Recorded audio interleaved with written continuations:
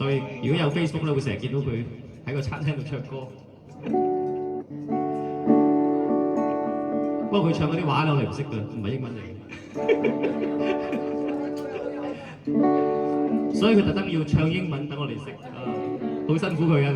佢本身唔係講英文嘅，係講咩話㗎？